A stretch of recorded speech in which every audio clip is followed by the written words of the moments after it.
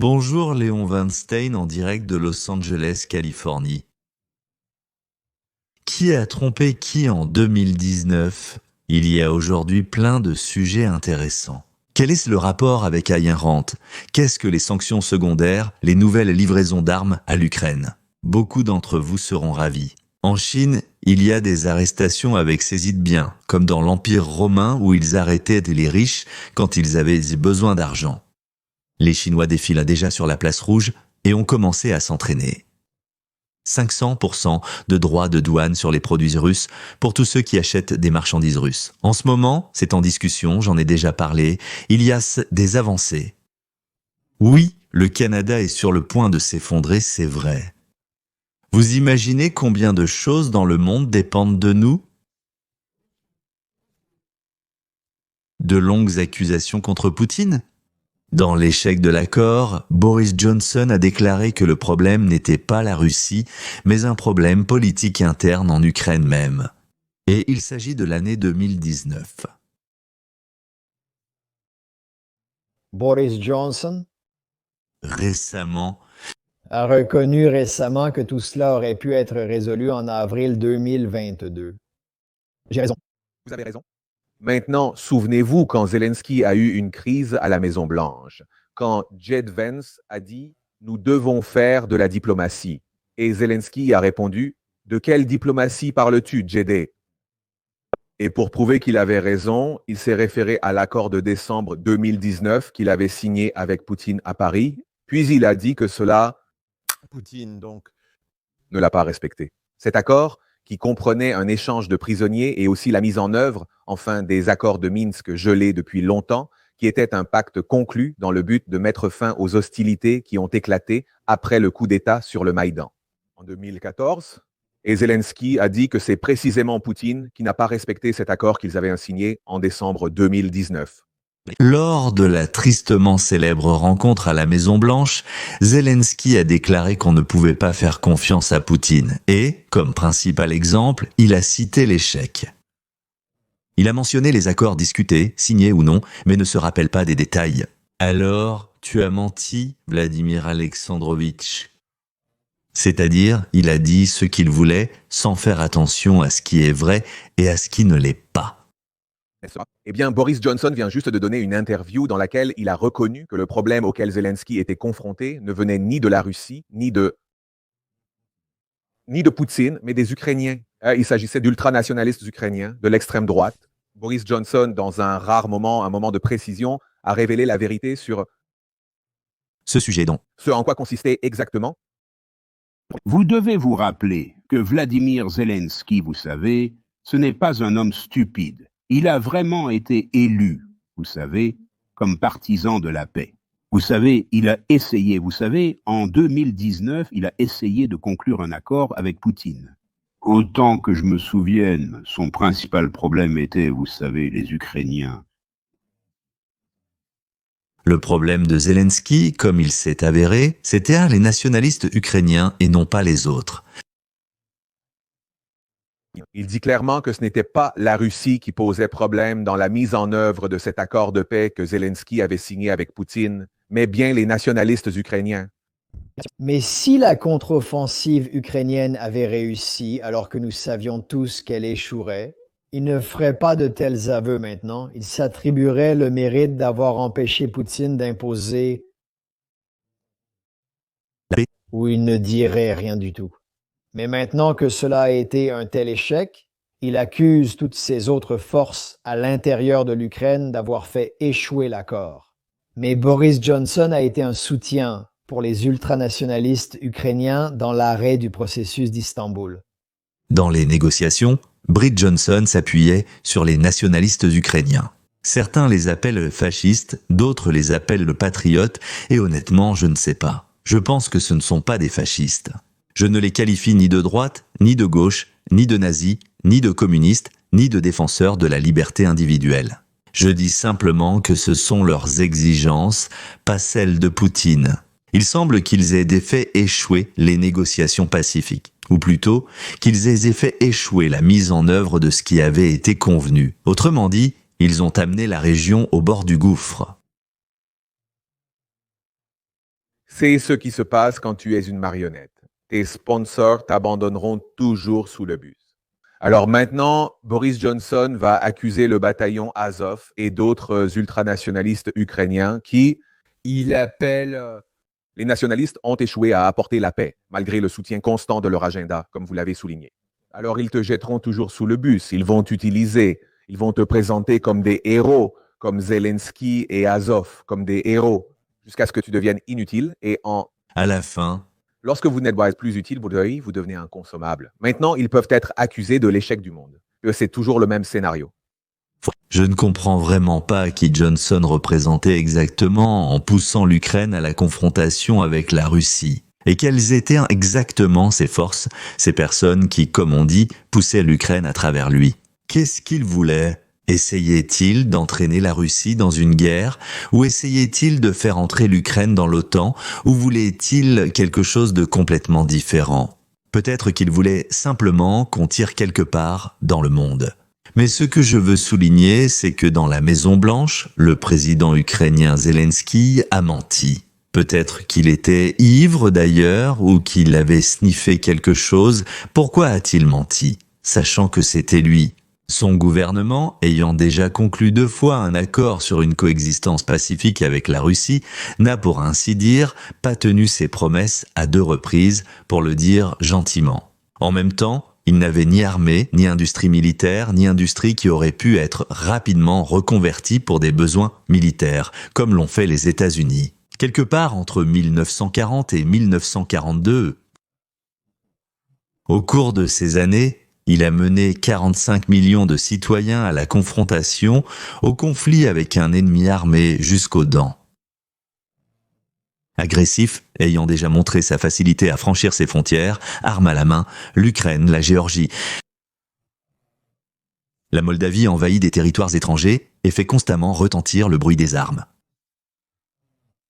Il n'y avait aucun doute que la Russie pouvait déclencher une guerre sanglante. Et ensuite, même lorsque, 4 mois avant le début de la guerre, sachant déjà que la Russie allait attaquer, nous tous, donc, je n'y croyais pas. Je pensais simplement, ce n'est pas possible, oui. Mais les gens qui étaient là, dans les services de renseignement et autres, eux, ils évaluaient la situation, oui, ils savaient. 4 colonnes venant de différentes directions, y compris la Biélorussie, c'est 75 000 soldats. Le gouvernement ukrainien n'a rien fait yen, ni pour commencer à appliquer les accords, ni pour commencer à préparer le pays à l'invasion des Russes. Personnellement, j'étais convaincu que Poutine faisait simplement peur pour que l'Ukraine commence à remplir ses obligations. Poutine a essayé d'effrayer, puis voyant que cela ne fonctionnait pas, il a commencé à envahir. Je ne le justifie en aucun cas. Messieurs, ce qui s'est passé, c'est un cauchemar. Ce n'est pas seulement un cauchemar, c'est un crime. C'est un nombre énorme de crimes. Il y a toujours d'autres moyens. Mais je parle simplement du fait que la réalité, c'est 6000 ans d'existence de notre civilisation. Avant cela, nous ne savons tout simplement pas. Peut-être qu'avant, tout était parfait et extraordinaire. Depuis 6000 ans, chaque fois que quelque chose nous déplaît, nous nous attaquons mutuellement. Frapper la barbe s'il y a une matraque, s'il y a une fusée. En sautant sur un autre continent, le Canada a de nouveau voté pour le socialisme. On dit que c'était un vote de protestation contre nous, l'Amérique, mais je soupçonne qu'ils ont voté pour la gratuité avec un grand G contre les dépenses de défense. Et en général, parce que nous sommes Canadiens, nous sommes spéciaux, tout va bien. Oui, là-bas, les Belges sont spéciaux, les Congolais sont spéciaux, les Ougandais sont spéciaux. Mais le Canada a un petit problème, ça s'appelle une province. L'Alberta, c'est comme un État chez eux où vivent les producteurs, enfin les gens qui produisent, et où ils donnent plus d'argent au budget, au pays en général, qu'ils n'en reçoivent. Voilà, c'est ça. L'Alberta dit, bon, ça suffit maintenant, hein? Voilà, l'Alberta, apparemment, met au vote la sortie de l'Union canadienne. Mesdames et messieurs, alors que nous continuons à suivre. Mesdames et messieurs, alors que nous continuons à suivre la possible séparation d'Alberta qui pourrait avoir lieu ou non. Cela doit commencer par un référendum et, comme nous l'entendons actuellement, environ 60% des signatures requises ont été recueillies. Rappelez-vous que le premier ministre de l'Alberta a réduit le nombre de signatures nécessaires pour organiser un référendum d'environ 75%. La première ministre de l'Alberta, Madame Smith, a fait adopter un projet de loi selon lequel il faut moins de voix qu'auparavant pour lancer un référendum. Et maintenant, vous parlez aussi du fait que Saskatchewan pourrait, par effet domino, rejoindre les États-Unis ou, du moins, se séparer du Canada. Nous allons également discuter de certains aspects juridiques de toutes ces choses, à travers lesquels Albert et les conditions doivent être remplies en ce qui concerne leur sortie. Est-ce vraiment nécessaire quand il s'agit d'une personne comme Donald Trump qui est en fonction? Je vais expliquer ce que je veux dire dans une seconde. À cet égard, nous allons également discuter des sondages, en particulier parmi les jeunes au Canada et en Alberta, qui sont plus susceptibles de vouloir rejoindre les États-Unis. Et c'est cette dynamique à laquelle nous réfléchissons. Beaucoup de ces conservateurs en Alberta sont-ils davantage attirés par l'idée de devenir simplement un pays indépendant qui aurait une alliance militaire ou un accord avec les États-Unis pour que les États-Unis les protègent, mais ils seraient indépendants ou ils rejoindraient initialement les États-Unis? C'est-à-dire se séparer et soit vous allez être très content maintenant de devenir le 51e État des États-Unis, soit se séparer, rester indépendant et former ce qu'on appelle une union militaire et douanière avec les États-Unis. Eh bien, c'est exactement ce que Trump veut vraiment faire avec le Groenland. Apparemment, l'opinion générale, surtout chez les jeunes, c'est que nous voulons être américains. Eh bien, et dites après ça que notre président est un imbécile. Les jeunes Canadiens affluent en Alberta, l'Alberta rajeunit et, comme nous le voyons, devient beaucoup plus conservatrice. Comme on le voit, le projet Prospérité Alberta rapporte plus de 113 000 inscriptions pour le référendum sur la séparation initié par les citoyens, ce qui représente 63% du nombre de signatures requis. Il y avait aussi une autre pétition qui circulait affirmant qu'ils avaient déjà atteint le nombre requis, mais cela remontait à 2019. Je pense que c'est un chiffre légitime, donc cela fait 113 000 et cela ne représente que 10% du nombre de personnes qui ont voté en Alberta. Donc, vous pouvez supposer que le chiffre à atteindre, c'est environ 160 000 ou 167 000, quoi qu'il en soit, ce sera très facile à atteindre. Et après cela, vous pouvez supposer que, s'ils ont un référendum, la formulation des questions du référendum, c'est-à-dire la façon dont les mots sont présentés dedans. Ce sera très intéressant aussi du point de vue de savoir si ce sera simplement plus d'autonomie. C'est une séparation totale. Ou peut-être est-ce un jeu pour essayer d'obtenir un meilleur accord avec le gouvernement canadien lorsqu'il s'agit du montant d'argent que l'Alberta doit verser. Quand il s'agit de leurs ressources naturelles et de leurs droits sur celles-ci avec la taxe sur le carbone, il y a un certain nombre de choses qu'ils peuvent rechercher, mais s'ils sont vraiment sérieux au sujet de la séparation, vous pouvez le voir. Voici l'essentiel, sans fioriture. Les Canadiens devraient tous lire ceci et regarder cette carte. La Saskatchewan et l'Alberta font partie du Canada, avec le reste des provinces et territoires qui composent le pays dans son ensemble. C'est la responsabilité des communautés de tout faire. Cela implique 15 juridictions différentes et est discuté avec toutes les provinces. Tout ça, voilà comment je le vois quand il s'agit de tout cela. Si l'Alberta veut se retirer et recueille suffisamment de signatures pour un référendum, ils en auront un. Et, disons, pour l'argumentation, ce sera 60-40, donc une majorité claire. Ce n'est pas une simple majorité, pas 51-49, mais 60-40. La question sera de savoir si pour eux, ce sera l'indépendance ou l'adhésion aux États-Unis. Mais dans tous les cas, si vous êtes Donald Trump et que vous dites « Je respecte cela et je reconnais Alberta comme un pays indépendant avec la possibilité de rejoindre les États-Unis », maintenant, en tant que pays indépendant, cela comporte ses propres problèmes, car il vous faudra résoudre certaines questions pour tout maintenir. Mais cela peut se faire, vous pourriez penser, surtout en tenant compte de la quantité de ressources naturelles dont dispose Alberta. Donc, si Donald Trump reconnaît tout cela, je veux dire, vous comptez sur tout cela, vous savez, dans le cadre de leur constitution, c'est si Donald Trump reconnaît l'Alberta. Et si les citoyens de l'Alberta disent « Nous voulons être indépendants », nous avons un référendum, c'est fait, tout est légal, tout est fait, et Donald Trump dit « Nous le reconnaissons ». Que peut réellement faire le gouvernement canadien? Le gouvernement canadien va-t-il commencer une guerre avec les États-Unis à cause de... L'Alberta semble prendre les choses au sérieux. Il semble que la province la plus productive, la plus riche en ressources et la plus conservatrice du Canada dise « Eh bien, comment ?» Ayn Rand, Atlas Shrugged, j'y vais. Je ne vais plus partager avec vous, les gars.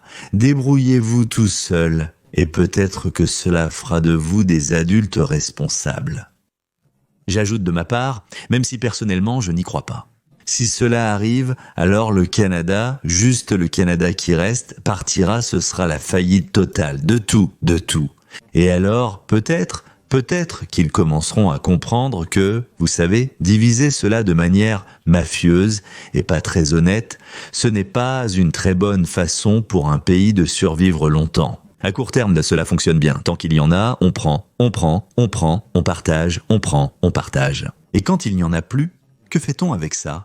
Comme l'a dit Margaret Thatcher, le socialisme est merveilleux, jusqu'à ce que l'argent gagné sous le capitalisme soit épuisé. Je reformule un peu ce qu'elle a dit, mais l'essentiel est correct. Mais avant cela, tout le Canada détestera de toutes ses forces l'Alberta. Mais la soupe s'en va.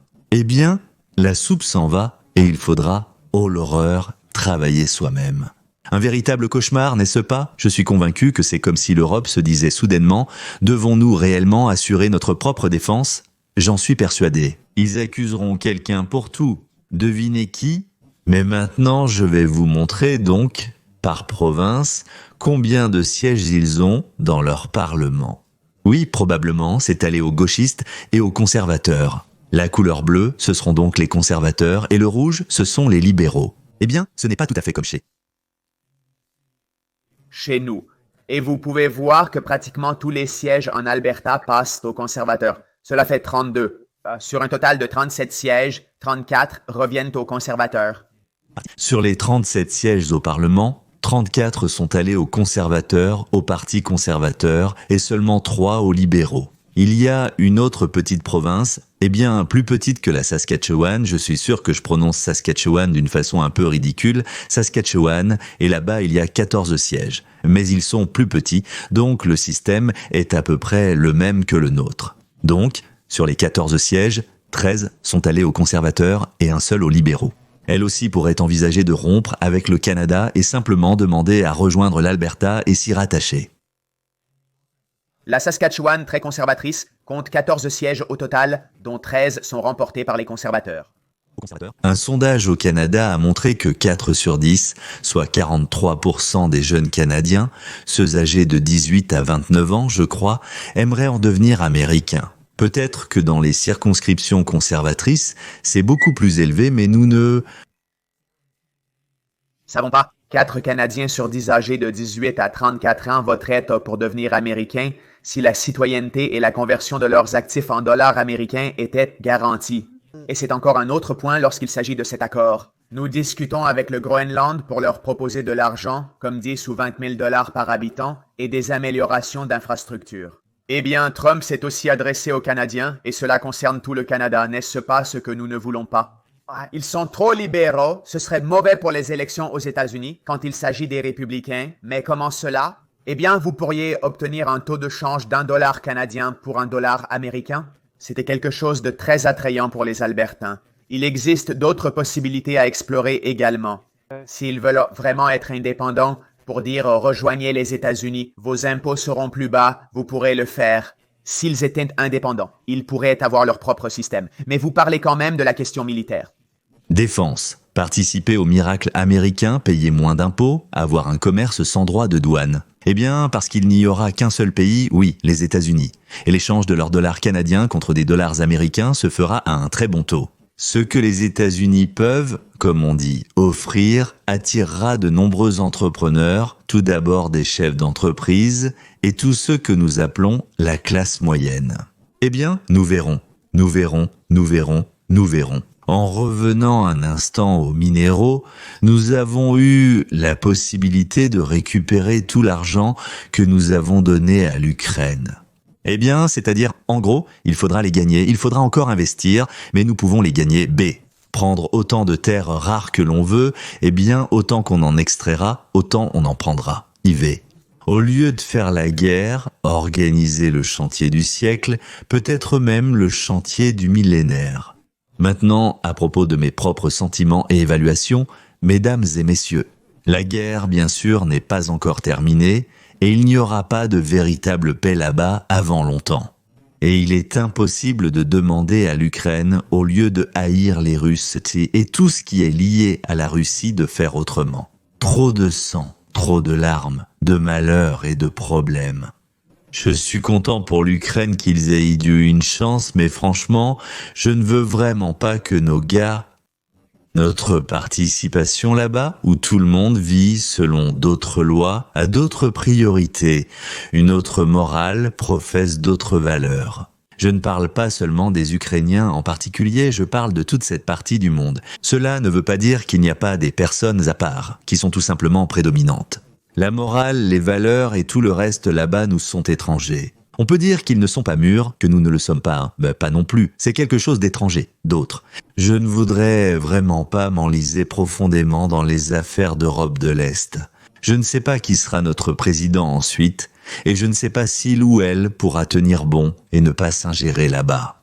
Voilà, le petit ami de Monica Lewinsky n'a pas tenu le coup, n'est-ce pas? D'ailleurs, ce qui est agréable, c'est que le Kremlin est ravi de cet accord.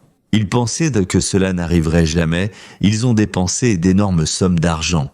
Oui messieurs, pour, à travers les médias et les blogueurs là-bas, en russe et en ukrainien, monter les Ukrainiens contre les États-Unis d'Amérique. Tous ces Gordon, Khodorkovsky, Girnov, Shvetsov, Yakimenko, Yakovenko, Rashkin et même Pidora. Je ne dirais pas que, peut-être, ils ne savaient pas qu'ils étaient au service de Poutine. Mais le fait est là, c'est évident. Notre Karacha est abasourdi par ce qui s'est passé. Et voilà, ils n'avaient absolument pas l'intention de courir après les États-Unis. C'est pourquoi les journaux russes, la télévision russe, proclament que l'Amérique a asservi l'Ukraine et qu'il est temps pour l'Ukraine... La Russie est en colère que l'Ukraine ait accepté de signer l'accord, provoquant une révolte.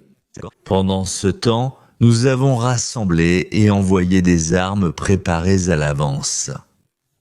Parce qu'il faut développer un réflexe inconditionnel chez le gouvernement de Zelensky. Si vous vous comportez bien, vous recevez. Si vous vous comportez mal, non. Contrairement à l'administration de Biden, l'Ukraine va nous payer pour ses armes, ce qui profitera à la fois à la défense de Kiev et à l'industrie de défense américaine, sans que l'Amérique ne dépense un centime. Des contribuables. D'ailleurs, aujourd'hui, plusieurs sondages ont été réalisés auprès de la population sur leurs impressions concernant la politique de l'administration actuelle et... Observez les partis de l'opposition et leurs plans. Voici la différence clé parmi les électeurs enregistrés. Du point de vue de l'immigration, les républicains ont largement battu les démocrates. Observez cela. C'est un avantage de 19 points. Mon Dieu, vous voyez rarement, très rarement, de tels écarts en politique de nos jours. Effectivement, actuellement, le message des démocrates est vide de sens. Ne se vend. En ce moment, les démocrates sont profondément dans la clandestinité. Non seulement il y a une bagarre entre la gauche et l'extrême gauche, mais en plus... Le peuple ne croit pas qu'il soit capable d'arrêter la migration et de rétablir l'économie. Pour l'instant, nous avons des changements dans la direction du pays. Au fait, le conseiller à la sécurité nationale, vous vous souvenez ? Kissinger s'occupait aussi de ces affaires, a été transféré à l'Organisation des Nations Unies, il y représente l'Amérique. C'est une rétrogradation sérieuse, mais ce n'est quand même pas un licenciement. Cela parle plutôt de divergence que d'erreur ou de certains mauvais calculs, de manquements. C'est-à-dire, comme si à ce poste, il y avait quelque chose qui n'allait pas là-bas. C'est comme si quelque chose s'était passé à ce poste. Il me semble que l'assistant sortant aimait se battre, mais je peux me tromper. Il y a aussi une autre possibilité, c'est que toutes sortes de fuites venèrent de là-bas, et qu'il n'a pas pu les arrêter. De là-bas, je veux dire, il a un département très sérieux. L'opposition a tellement perdu son sens aux États-Unis, notre chère opposition gaucho-libérale. Quant aux autres, pour ainsi dire, ils n'ont jamais été sérieux, n'est-ce pas? Au fait, avec la presse, qu'est-ce que cela signifie? En arrivant au briefing, l'un des principaux conseillers du président a prononcé le discours suivant, adressé à la presse, que je voudrais que vous... Écoutiez. Parce que ce qu'ils ont fait à ce pays est impardonnable. C'est une tâche éternelle sur la démocratie du parti. Chaque jour, nous lisons une nouvelle histoire. Chaque jour, nous arrêtons un autre étranger qu'ils ont laissé entrer dans ce pays, qui a violé un enfant, qui a battu une femme à moitié morte, qui a tué une mère, qui a tué un père, qui a introduit de la drogue dans ce pays, qui a introduit du fentanyl dans ce pays, qui est responsable de la mort et du meurtre d'Américains. Et je ne comprends pas ce qui s'est cassé dans le corps de presse de Washington pour que cela ne les touche absolument pas émotionnellement. Leur seule préoccupation est de savoir si nous devons organiser plus de procès contre les partisans des terroristes et les membres des organisations criminelles. Nous devons organiser plus de procès contre les envahisseurs étrangers illégaux. Bien que le Congrès et la Constitution disent clairement que vous pouvez expulser rapidement, efficacement et correctement les envahisseurs et les personnes en situation irrégulière, notre presse et le Parti démocrate exigent constamment la liberté pour les meurtriers, permettent aux violeurs expulsés du pays de revenir chez nous, même si ce n'est pas leur patrie. Ne pas juger les pauvres, les malheureux clandestins pour avoir introduit dans le pays des centaines de kilos de drogue. Ils sont devenus fous. Pendant ce temps, à Moscou, on se prépare pour le défilé. Mais c'est plus qu'un défilé, mesdames et messieurs, c'est une tribune pour annoncer la politique de la Russie. Avec qui elle est, ce qu'elle veut, où elle va. Xi Jinping sera la principale figure. L'invité, il y a 80 ans d'ailleurs, c'était la victoire. Et il continue de célébrer et... Les entreprises délocalisent leur production hors de Chine, menaçant potentiellement 3 millions d'emplois. Des emplois, une grave crise financière. Le Parti communiste chinois prévoit des confiscations massives d'actifs chez les fonctionnaires afin d'intensifier la guerre économique contre les États-Unis. Il affirme que l'économie chinoise fonctionne très mal, que le Parti communiste chinois cède secrètement aux États-Unis en accordant des exemptions tarifaires pour 130 produits américains. Bienvenue dans votre source fiable d'informations importantes et d'actualités en temps opportun. Analyse. Les aéroports internationaux à travers toute la Chine ressemblent désormais à des villes fantômes. Les étrangers n'arrivent plus. Exactement comme avec Hitler, les Russes défileront lors du défilé à Moscou aux côtés des Chinois. Cette fois, tout le monde a peur de voyager à l'étranger. À l'aéroport de Shanghai Pudong, il n'y a presque personne. Les amis, l'économie connaît vraiment des difficultés cette année. L'aéroport est quasiment vide et incroyablement calme. Ici, c'est complètement désert et... Désert, je les rejoins. Des Kazakhs, l'argent est coupé. Et dans cet environnement économique concurrentiel, même l'aéroport international d'Alian Chao-Chuidze ne fait pas exception. À 11h20 du soir et pendant le week-end. La journée, les Nord-Coréens seront également présents. APA, l'influence des tensions géopolitiques sur la scène internationale. À l'approche de la fête. Selon les rumeurs, les États-Unis enverront à la rencontre avec Poutine quelqu'un de très, mais pas lui-même très important. Eh bien, très probablement, quelqu'un parmi les hauts diplomates. C'est ce que je pense. Pendant ce temps, des syndicats internationaux continuent de fuir la Chine. Autrefois, ils savaient que les États-Unis étaient un marché stable. Mais la Chine était capricieuse, exigeant attention, soin et davantage de concessions. Mais cela fait déjà 2 jours d'une nouvelle ère. Donc, depuis la naissance, je ne dirais pas quoi.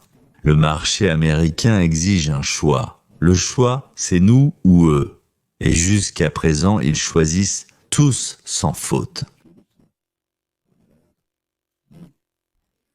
Une bombe plus destructrice qu'une guerre tarifaire est sur le point d'éclater en Chine. 80% des commandes ont été suspendues et la demande intérieure ne peut pas remplacer l'exportation. La guerre commerciale entre les États-Unis et la Chine a gravement nui aux entreprises chinoises, surtout celles impliquées dans le commerce extérieur. Le commerce. Les arrestations de fonctionnaires de trop, beaucoup trop zélés ont commencé et leurs biens sont simplement confisqués au profit du trésor public. Là-bas, personne ne proteste contre l'absence de procès ou d'enquête, donc pourquoi le ferait-il eux-mêmes ? De telles personnes, le KPK prévoit des confiscations massives d'actifs chez les fonctionnaires pour renforcer la guerre économique contre les États-Unis. Les autorités du Parti communiste chinois poursuivent leur campagne de purge sous prétexte de lutte contre la corruption. Des sources internes rapportent que le Parti communiste chinois vise désormais plus ouvertement la confiscation à grande échelle des actifs des fonctionnaires pour financer sa guerre économique contre les États-Unis. États-Unis, un coup dur pour la Chine a été que des marchés potentiels comme l'Inde, le Mexique et la Corée du Sud ont commencé à imposer des droits de douane et d'autres restrictions sur les produits chinois. Ils veulent tous faire affaire avec les États-Unis, vendre chez nous et acheter chez nous des technologies. Nous avons des technologies que les autres n'ont pas. Et l'isolement de la Chine, ce sont des exigences. Washington, des pays comme le Mexique et l'Inde pourraient aussi renforcer la réglementation du transit. Et si cela se produit, les exportateurs chinois pourraient faire face à la plus forte pression depuis le début des réformes économiques en Chine il y a plus de 40 ans. À mesure que la guerre tarifaire s'intensifie et que les canaux de transit se ferment, la situation s'aggrave. De nombreux fabricants chinois qui exportent vers les États-Unis pourraient être contraints de fermer. Et ceux qui ont déplacé leurs usines en Asie du Sud-Est seront confrontés au même risque si la guerre commerciale entre les États-Unis et la Chine se poursuit. Pour de nombreux exportateurs, la fermeture et la faillite pourraient devenir la seule issue. Un impact encore plus grave que les tarifs douaniers, c'est la perte permanente de commandes au profit d'autres pays. Prenons l'exemple d'une entreprise. Lorsqu'elle a créé des usines en Chine pour l'assemblage, elle a investi de manière significative dans l'achat ou la location de terrain, la construction d'infrastructures, l'acquisition d'équipements et le recrutement de personnel. Selon les données, en 2024, environ 150 des 187 principaux fournisseurs possédèrent des usines en Chine. Le déménagement d'entreprises est onéreux et difficilement réversible une fois effectué. Selon les médias étrangers, elle transfère d'urgence sa chaîne de production hors de Chine, prévoyant d'augmenter l'assemblage en Inde d'environ 10% cette année, principalement pour le marché américain. Actuellement, entre 30 et 40 millions sont assemblés chaque année en Inde, ce qui représente 20% de la production mondiale.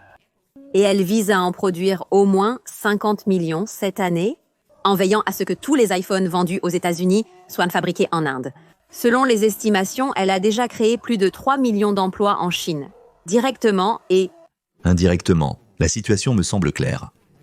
Partir signifierait simplement le licenciement de 3 millions de Chinois. Eh bien mec, je ne sais pas, ce sont tous des Chinois ou la moitié sont des Coréens. Si on compte tous les fournisseurs avec lesquels travaille Odin, ça fait 3 millions.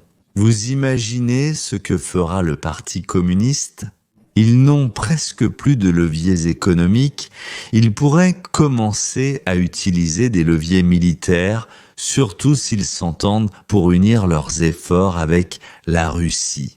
Je pense que quelqu'un de chez nous va s'en occuper. D'accord, très bien. À partir du 1er mai, tout pays achetant du pétrole à l'Iran sera exclu du marché américain. 90% du pétrole iranien va en Chine. Ouah! Alors, à votre avis, contre qui ce coup est-il dirigé? J'explique. Il est dirigé à la fois là-bas et ici. Parce qu'avec une seule balle, on fait d'une pierre 2 coups, ou, comme on dit, avec un seul bâton, on touche 2 loups. Je ne me souviens pas, mais il y avait quelque chose comme ça, n'est-ce pas? Mais pas 7 d'un coup, ça c'est une autre histoire. La Chine fait, après avoir chargé du pétrole en Iran, change souvent toutes les étiquettes et... En Malaisie, en russe, c'est Malaisie, Malaisie. Eh bien, c'est important. Ou Opekovskaya. Et il fait semblant d'acheter chez eux. Donc, le département d'État des États-Unis a publié une liste des raffineries de pétrole travaillant pour la Chine et a déclaré que rien ne pourra venir de là sur le marché américain. Des préparatifs semblables sont en cours pour la Russie. Donc, 2 sénateurs, un républicain c'est Graham et le 2e démocrate c'est Bleumenthal. Et ils ont rédigé un projet de loi dans lequel ils proposent d'imposer à toute entreprise de n'importe quel pays qui achète des ressources énergétiques et de l'uranium à la Russie une taxe de 500%, dans des conditions inédites, tout simplement inédites. Donc, pour que cette loi ne soit pas appliquée, la Russie doit sérieusement engager des négociations sur la fin de la guerre en Ukraine. Et, je pense, il s'agit de ne pas s'allier avec la Chine. Voilà justement le bâton que les États-Unis ne voulaient pas introduire tant que le sort du traité sur les minéraux restait incertain. Maintenant, le projet de loi va aller de l'avant. C'est l'un des objectifs du voyage des représentants américains au défilé de Moscou. Rien n'est simple. L'Inde est de notre partenaire, mais elle achète du pétrole à la Russie. La Turquie achète plus de la moitié, je crois, 54% de son pétrole à la Russie. Et la Turquie est notre allié au sein de l'OTAN. Rappelez-vous que la Russie ne figurait même pas sur la liste le 2 avril, ce qui nous donne une certaine flexibilité dans les négociations concernant l'Ukraine et tout le reste. Ce sont les soi-disant sanctions secondaires, lorsqu'on impose des sanctions non pas au producteur, mais à celui qui lui achète quelque chose ou fait affaire avec lui. C'est beaucoup plus efficace que tout ce qui a été fait auparavant avec la Russie et l'Iran, qui ont appris à acheter des marchandises en Russie via la Turquie ou la Chine. Et ici, on ne frappe pas la Russie elle-même, mais ses clients. Tu veux acheter à la Russie, d'accord? Voilà des sanctions pour toi. Si tu vas acheter à l'Arabie Saoudite, au Qatar, à Abu Dhabi, alors il n'y a pas de sanctions. On fait pression sur la Russie à cause de l'Ukraine, et je pense que pour la Chine c'est pareil, et sur l'Iran à cause du développement de l'arme nucléaire. Cela signifie une forte baisse des revenus de la Russie et de l'Iran, et bien là, dans environ 6 mois je pense, quand ils auront exécuté les contrats qui existent déjà maintenant. Mais cela signifie que c'est une politique qui peut fonctionner, mesdames et messieurs. De plus, la pression est exercée simultanément sur l'Iran, la Russie et la Chine. En plus, l'Inde, la Turquie et un certain nombre de petits pays qui achètent des hydrocarbures à la Russie et à l'Iran. Messieurs, il y a 2 semaines, nous avons organisé un supplément à la chaîne spécialement pour ceux qui peuvent se permettre de dépenser 4 $ par mois. À savoir une section où les sponsors pourront voir des vidéos supplémentaires, souvent plus provocantes et détaillées que ce que je mets sur la chaîne publique. S'abonner est aussi très simple. Il y a un lien dans la description et tout y est expliqué. D'ailleurs, quand il y aura plus de sponsors, j'organiserai des rencontres exclusives là-bas. Et des questions-réponses, ainsi que toutes sortes d'autres choses. En outre, pour les Russes, une chaîne a été organisée sur Telegram. Le lien est aussi en bas, informez-en vos amis. Parce que tous ne peuvent pas, eh bien, ceux qui n'ont pas ne peuvent pas regarder les émissions d'ici. Récemment, j'ai mis sur la chaîne sponsorisée une histoire très intéressante et assez choquante de Zaloujdoux sur la façon dont son évaluation de la guerre a servi de base à la proposition américaine à l'Ukraine pour un règlement pacifique. J'espère que ce que je vous montre vous intéresse, mesdames et messieurs. Je vois que seulement 15% des spectateurs mettaient des likes. Voilà, on peut demander une fois, 1, 2, 3, bon, demandez une fois. Si vous avez aimé cette vidéo, n'hésitez pas à laisser un like après l'avoir visionnée. Merci beaucoup. Et s'il vous reste encore 23 secondes, écrivez-y 2 ou 3 mots, pas plus. Eh bien, bien sûr, merci d'être venu et d'avoir dépensé la ressource la plus précieuse que vous ayez sur cette terre. Cela s'appelle votre temps ici avec moi.